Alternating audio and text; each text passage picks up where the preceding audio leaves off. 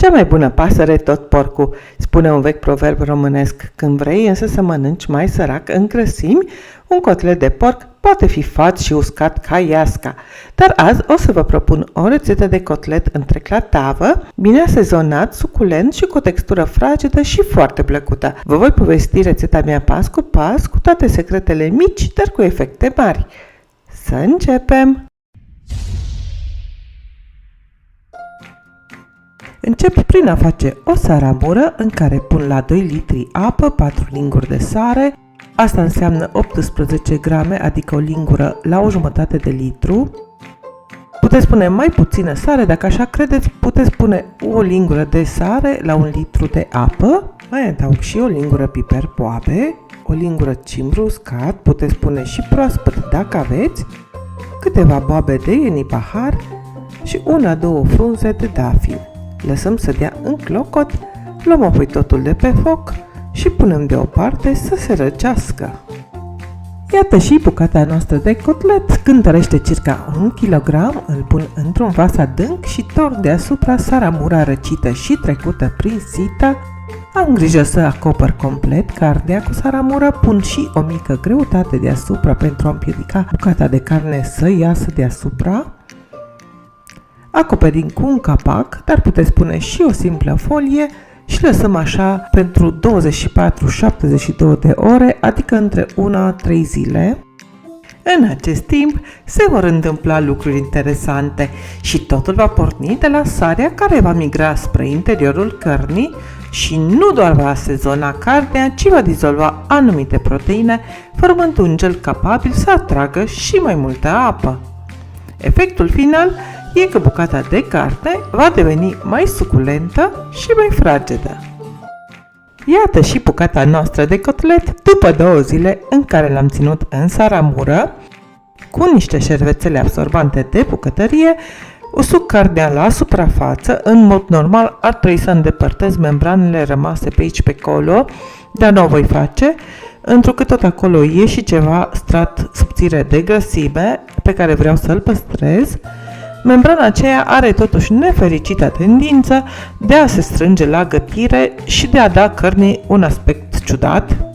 Ca să rezolv problema, am început să crestez aceste membrane cu un cuțit bine ascuțit, la jumătate de centimetru distanță una de cealaltă. Tăietura trebuie să fie foarte superficială, doar cât să treacă de membrană. Pe cât puteți, încercați să nu crestați și carnea. Într-un blidișel amestec o linguriță chimen, una de cimbru uscat, o linguriță de piper măcinat. Cu acest amestec frec bine carnea pe toate părțile. Într-un vas antiaderent pun un strop de ulei, aștept să se încingă vasul, moment în care așez cotletul cu grăsimea în jos și îl rumenesc pe toate părțile, inclusiv pe laterale.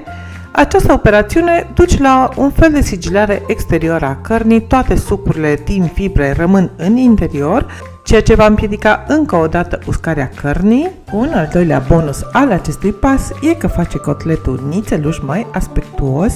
Rumenesc cotletul și pe cele 2 laterale și iau de pe foc.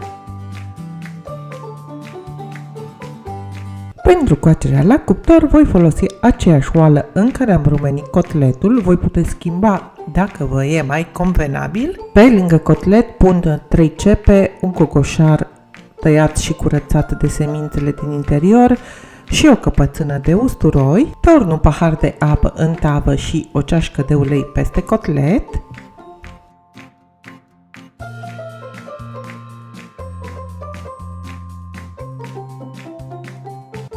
Acopăr hermetic vasul cu capacul și bag totul la cuptor. Dacă nu aveți capac, puteți acoperi foarte bine cu folie de aluminiu care să sigileze bine tava la margini.